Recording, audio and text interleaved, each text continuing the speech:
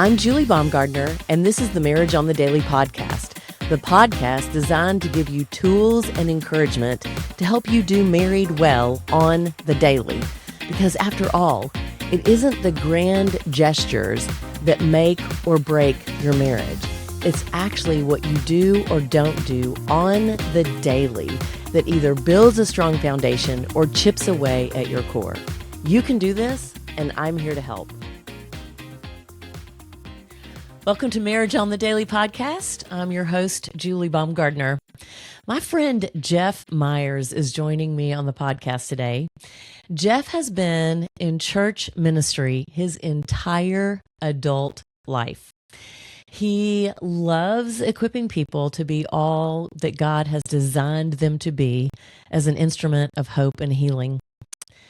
This became his passion because of an experience he would tell you was an emotional awakening, which he's going to share with us, that happened in his early 40s after living a life of really trying to ignore, hide, and stuff down his feelings. Jeff is married to Lisa. They have been married for more than 30 years. They have 4 beautiful children, 1 daughter-in-law, and a grandchild, which I think gets a lot of your attention. Welcome, Jeff. I'm so glad you're here today. Julie, thank you. I'm so excited and honored to be here. Just absolutely delighted to be on your podcast. This is great. Well, I appreciate your willingness because one, your story is amazing. And I mean, it hit me. You're not the only one. Me, along with a whole bunch of other people, deal with this maybe emotional malnutrition, if you will. Mm-hmm. And so I am really, really excited about our conversation. And I would love for you to maybe share your journey of this emotional awakening, just to start us out. Totally. Well, yeah, like you said, I was in vocational ministry for a long, long time, had stepped out of a role in a church, and my wife and I started a nonprofit with a couple other families that worked with kids that age out of the foster care system. Yes. And that was a very exciting time in our lives. Wonderful ministry. It's still running today. And the thing about it is that I did not have language for all of the anxiety that I felt running this organization. I had been a youth pastor for 2 decades and didn't know how to garner corporate sponsors for the big golf tournament fundraiser and things like that, you know. And so I was feeling anxious. I was frustrating our other leadership, because they had expectations on me that I just didn't have experience to fulfill. And so I fulfilled a 2-year commitment with that, and then stepped out. And through our therapist, she said, there's a program that I want to recommend you for. And that was Dr. John Townsend's leadership coaching program. Yes. And so I got into that. And that was when my world went from black and white to color. He just helped me understand that I have emotions inside of me, but they're all bottled up, and that's frustrating me. It's frustrating people around me. It's frustrating Lisa. So I went through his program and group work and gaining an emotional language, which is something I didn't even know I needed, but you know, we have to be able to talk about things. And in order to do that, we have to have a language for it, right? So just understanding how to talk about emotions. And a while later, after I had finished the program, we were sitting in a small group, Lisa and I heard her say, "That work saved our marriage."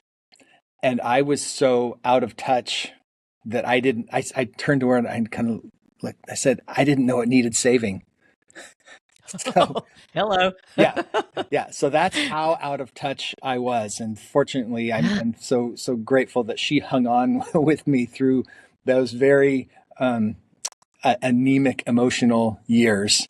And our marriage is much, much better now.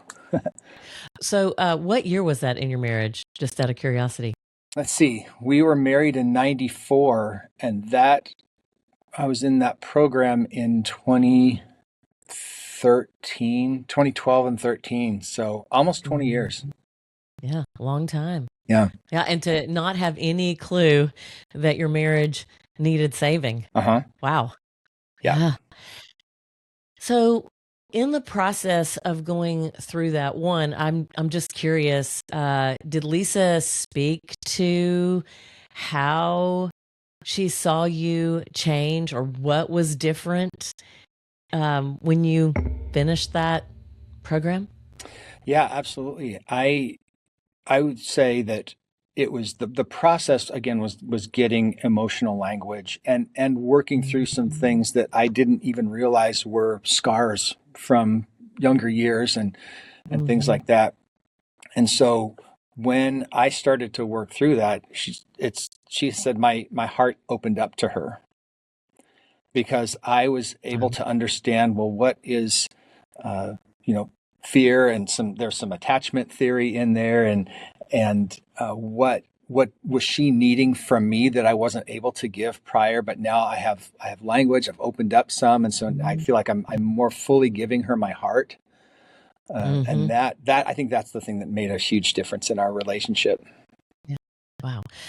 Okay, so let's get practical because like I said earlier, I am 100% certain we are not the only ones that at one point in time and maybe still on this journey of trying really hard not to be deficient when it comes to a language around emotions. So, one, I would love for you to describe what is an emotion, Mhm. and then how do we get this language? How do we wrap our heads around? Because I think people are really quick to know happy, sad, glad, mad, right? Mhm. Maybe even disappointment.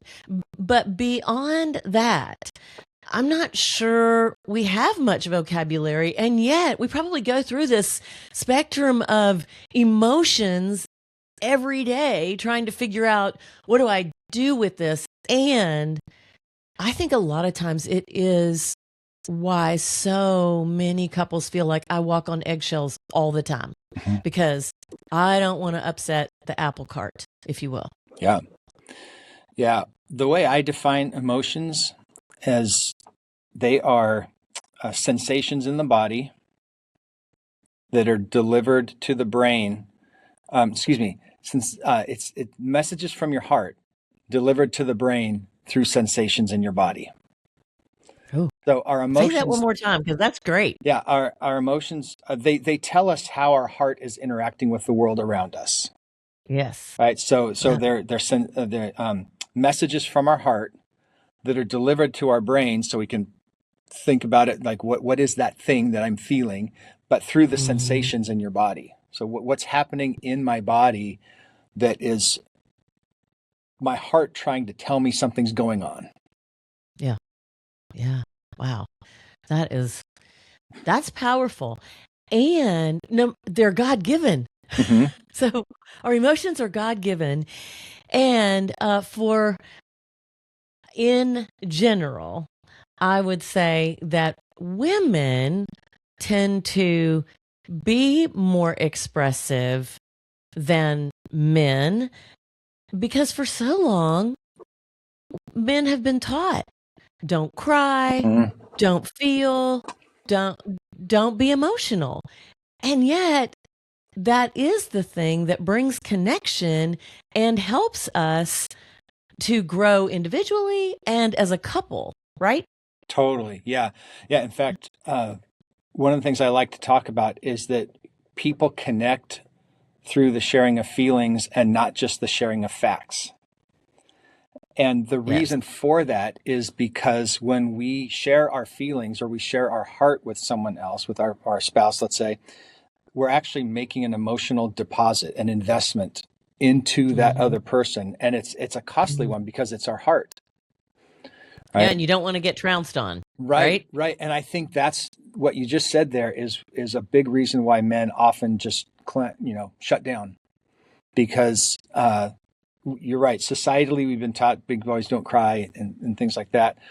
And there's also times too where it may be the man's experience where he did open up and his emotions were weaponized against him. And he just thought it's just easier to not go there, or maybe if he opens up and is sharing, let's say, anxiety over finances, let's say, and that's causing anxiety in his wife. Well, maybe his internal message is, well, it's just easier if I just keep that to myself because I don't want to cause my wife that stress,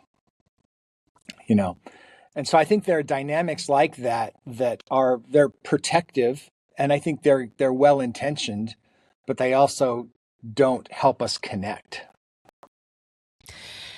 I think you hit on a hot button. And I would say, I think Jay and I totally experienced that. And I, to this day, 37 years in, am still very aware of the fact that I am an out loud processor. And so he can come to me with something that he wants to talk about. And I can be very practically saying, oh, well, blah, blah, blah is what we need to do. And it shuts down the conversation immediately, either just, tone of voice or how fast I come up with an answer versus asking, well, what are you thinking about that? So I would love for you to maybe take a little bit deeper dive. One, for women, how can we be really cognizant and aware of the potential to shut our spouse down? And then for men, when you receive that, then what do you do with that so that we don't just go along to get along? Because I think that that's where the danger is. I think that's where we really get robbed in our relationship, because it's just like, oh yeah, it's just not worth it. I'm just going to go along to get along because I don't want to rock the boat.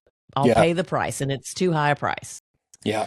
Yeah. Do you know that one of the biggest indicators of contempt is an eye roll? And I've made up my mind about you. Yeah. And we roll our eyes. And what we're actually doing when we roll our eyes at somebody, we're actually throwing them in the trash with our face. It's like, imagine, like you're picking them up and you're throwing them in the trash. Yeah. Well, and we've probably all experienced that. Oh, we totally do. Yeah. Probably all had somebody roll their eyes at us like, you're an idiot.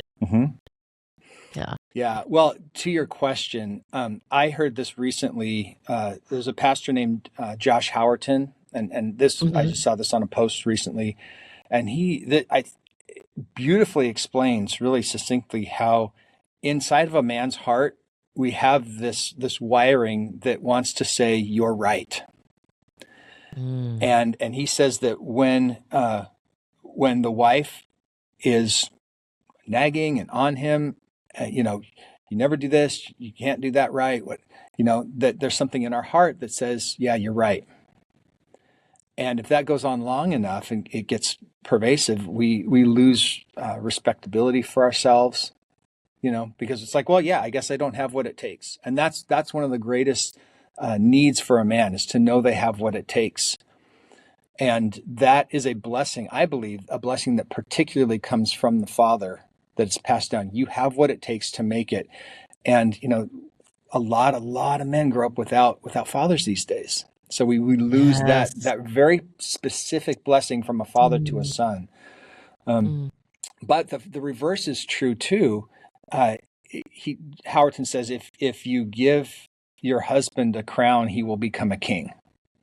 And so even if there's 10 things that you don't like and you wish he was doing differently, if you take those one or two things where you say, that was great, I love that you did that, that will boost our internal engine, and it will cause us to become the person that you want us to be, right? No man ever became respectable by being disrespected.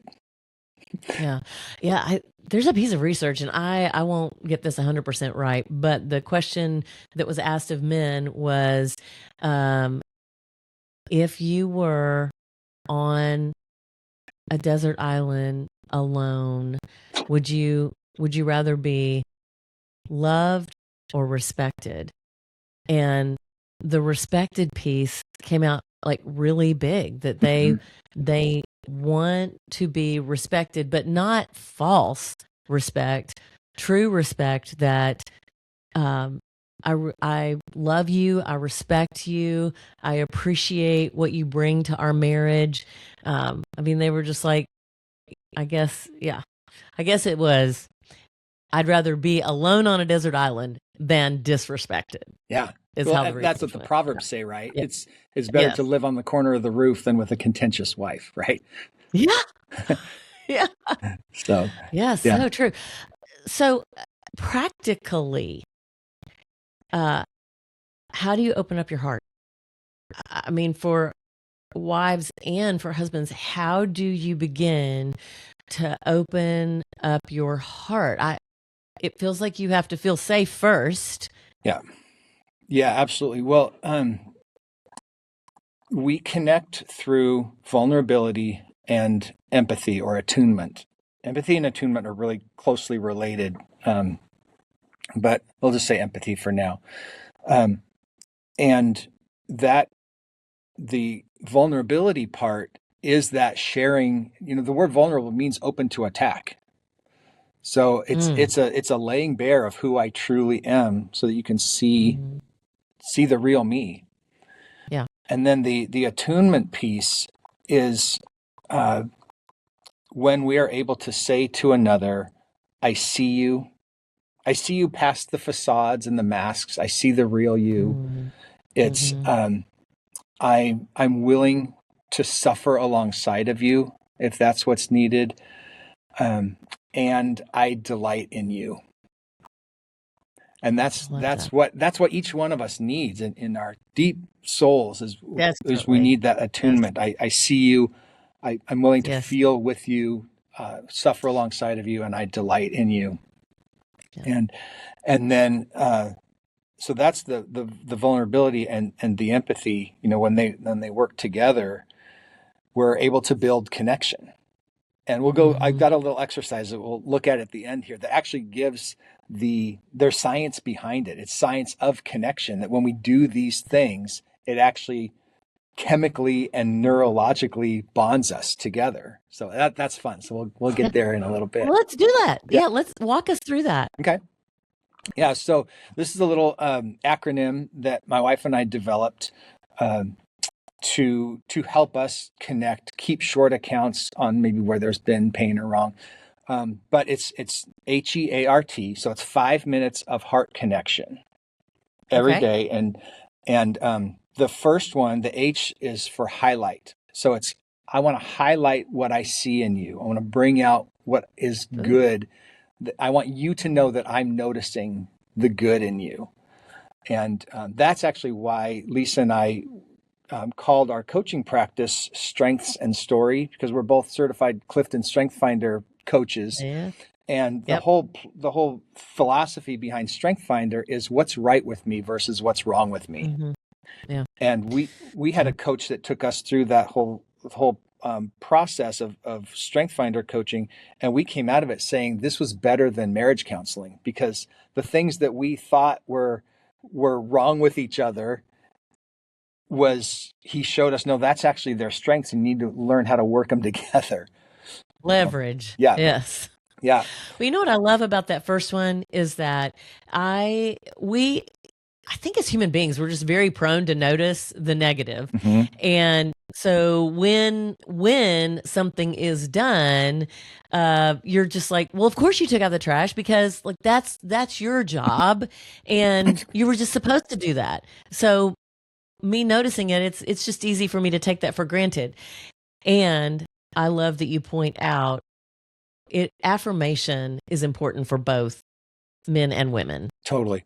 Yeah. And the science behind it is that when we receive appreciation, our brain releases dopamine and serotonin, which are the chemicals that reinforce feelings of value and belonging.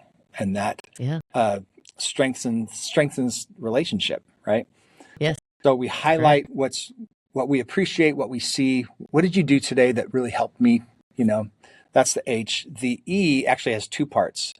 And again, the science, it's express and embrace. So it's express a feeling word. Because again, we don't want to just talk about facts. We invest our heart, Mhm. and then embrace, have a several seconds of physical affection. Because like we said, when we express a feeling word, that's vulnerable. And actually it causes us to kind of go, ooh, is this going to be safe? But Yes. when that expression of a feeling is followed by physical affection, it actually tells your body, oh, it's okay to be me here. And Yes. that actually, the release there is oxytocin, which is the body's bonding hormone, Finding. right? So it's not just telling a feeling and having a long hug. Your bodies are actually chemically bonding, Yeah. which I love. Yeah. I love that there's science behind it. I love that so much. And a couple of things come to my mind. One, and you and I had a good laugh about this when we were just having conversation before uh, when we met about the emotion wheel.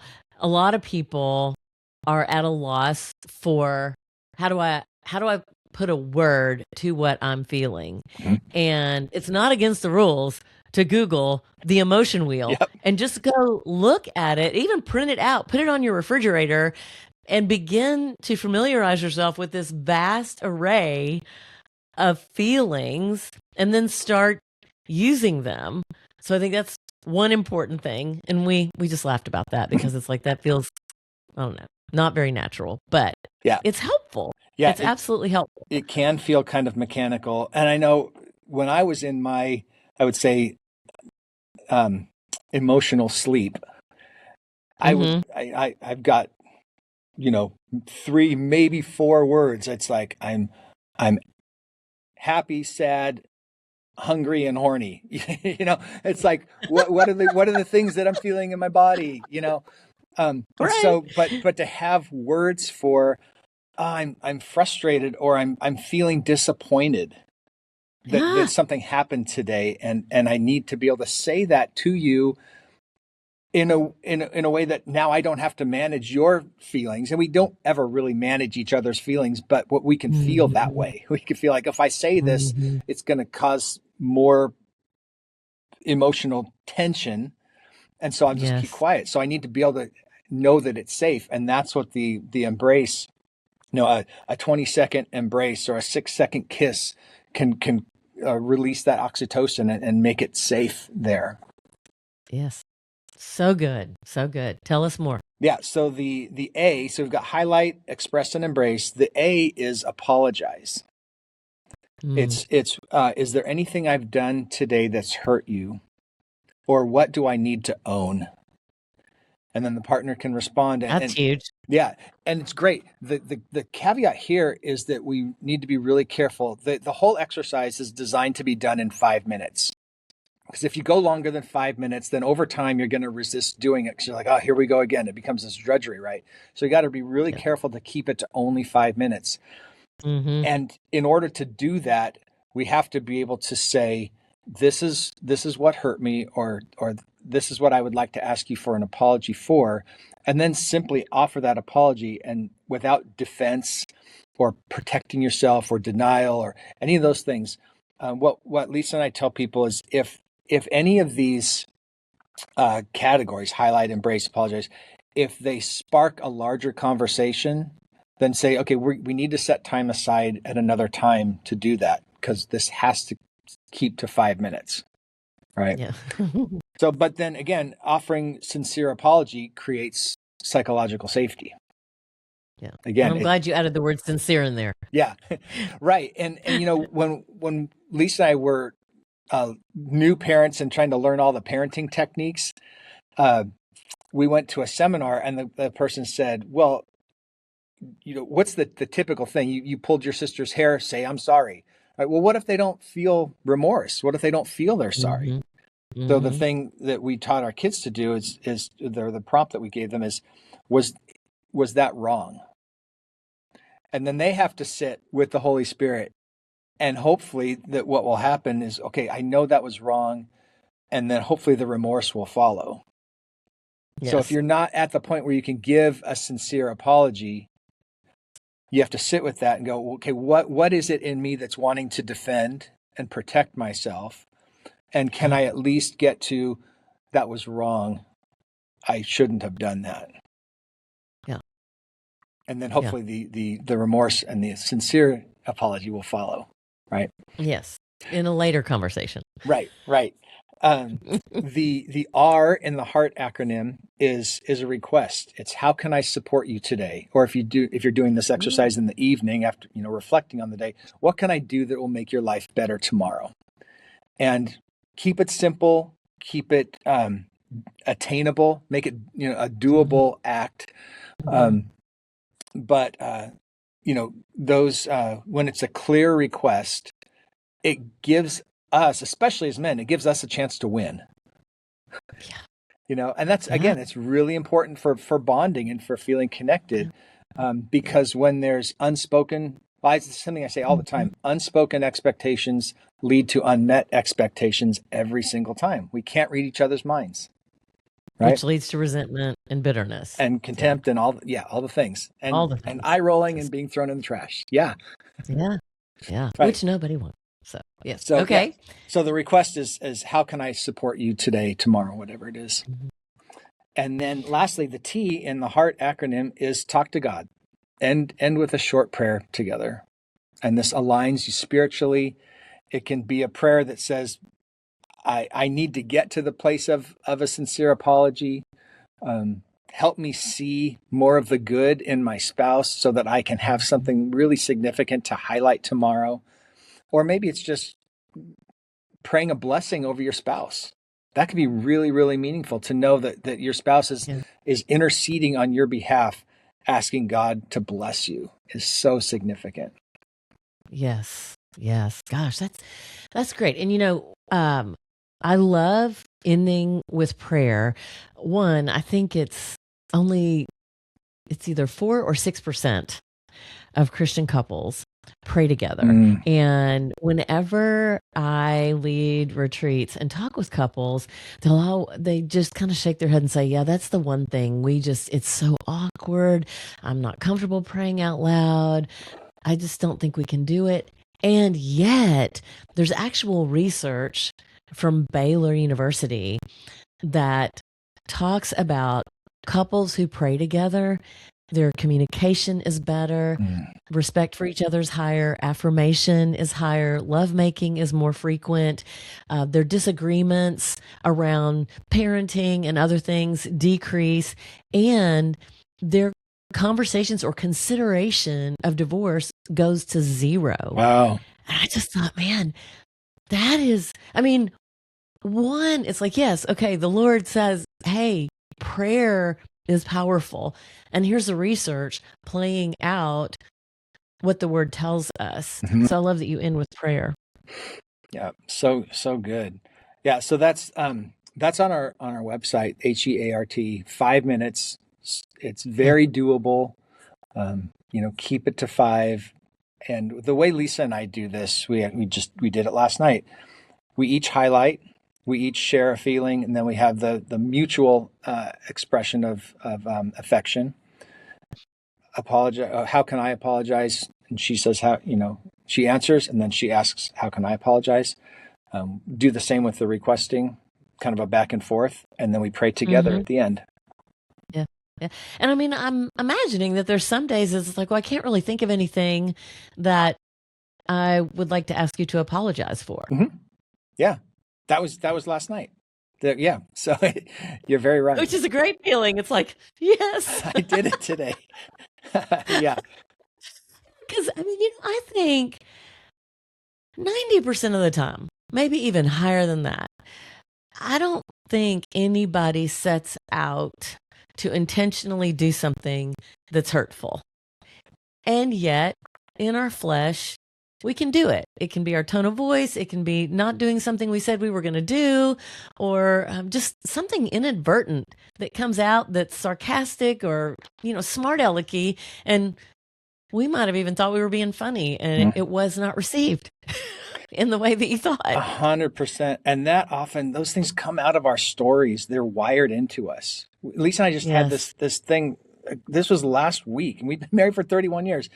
And she was, and I've done this too. So in this case, she's the rage cleaner. I've been the rage cleaner as well. So it's both and in this case.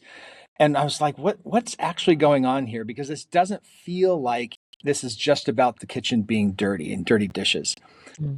And in our conversation following that, she actually, and again, 31 years later, after we've been married, she opened up and said, when I was a little girl and the kitchen was dirty, my dad turned into the Incredible Hulk. And so her nervous system says dirty kitchen equals I'm unsafe. I'm unsafe. Yeah. And so no wonder. And so we had a wonderful conversation about that's way different than just me feeling like I'm terrible because I didn't put my dish in the dishwasher, right? Now I understand your heart, and we can have a new strategy about both keeping the kitchen clean and about making sure that you feel safe in this home. Mm-hmm. You know, that is such a great point. I don't think we realize how much of our family we carry right into our marriages. Mm-hmm. You know, you can think your family's halfway across the world, and so they're not impacting what's happening between you as a couple. And yet it is like deeply embedded in your DNA. Mm-hmm. And I actually appreciate the fact that it's kind of like, it's like a blinking yellow light, like proceed with caution. Something is happening here. And it's also God's way of alerting you to, hey, there's something to this. And what I think we often find is that you look at your spouse and go, well, you triggered me. If you hadn't have done this, I wouldn't have done that. Mm-hmm. And I know in my own life, abandonment and safety is a really big deal for me. Mm-hmm. And I, for a long time, blamed it on Jay. And one day I heard someone teaching about this, and I'm like, oh my goodness, this is mine. This is mine to work on, mine to own. I have to figure out even how to have a conversation with Jay to help him know, hey, this is what I'm feeling right now. And I'm telling you, and I need help to work through this, but I'm owning it. Yeah. So good. So good. Yeah. Yeah. Okay. So you've given us tons of really helpful information. I ask every guest as we close out the podcast, what's one thing, and you've already said the heart, so you've got to maybe one other little tidbit, but what's one thing you would encourage couples to do every day that will help them in their marriage? Yeah, I love that. And you mentioned the dynamic of love and respect, the study that you're talking about, and that's right out of Ephesians 5, right? You know, and we're talking about emotions and how, you know, our emotions, they don't dictate what we do, but oftentimes we feel like I've got to follow my heart and all that kind of stuff. In Ephesians 5, the language that Paul uses when he's writing to the church at Ephesus, when he says, husbands love, well, first of all, right above the wives submit to your husbands, it says submit to each other out of reverence for Christ. So there's a mutual submission there. Then he says, aligning yourself together. Yes. Then he says, wives respect or honor, submit to your husbands, and then husbands love your wives. The language that's used there is this should be an ongoing thing that you do, and it's not determined by how you feel about the other person. And so I say all that to answer your question, what's something that each of us can do every day? Someone has to go first. Someone has to go first. Even if I'm not feeling particularly connected to Lisa, I need to go first. I need let's do the heart connection exercise. even if I don't want to. Someone Yes. has to go first. Someone has to lead the way. And so going first, whether it's you or your spouse, someone has to go first. And that will get you over that hump of, well, do I feel like this or not? No, God tells us to love each other as, love your wives as Christ loved the church. Wives, respect, submit, honor your husbands. Someone has to go first. Because oftentimes we don't feel like it. Yeah. Well, I love that because you're bossing your feelings around. Mm-hmm. You are, in control. And the second thing is, it's not out of, okay, I'm the more mature one, so I'll go first.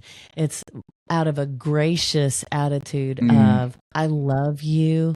I love us. Yeah. And this is important for us to stay connected, because that is the number one issue that we see with couples is they say, I'm lonely in my marriage. I feel disconnected. Mm-hmm. So I think that's a powerful tool. Thank you for sharing that with us. And thank you so much for being on the podcast. This is going to be great. Will you tell us your website, please? Yes, it is strengthsandstoryco.com. Strengthsandstoryco. Strengthsandstoryco.com.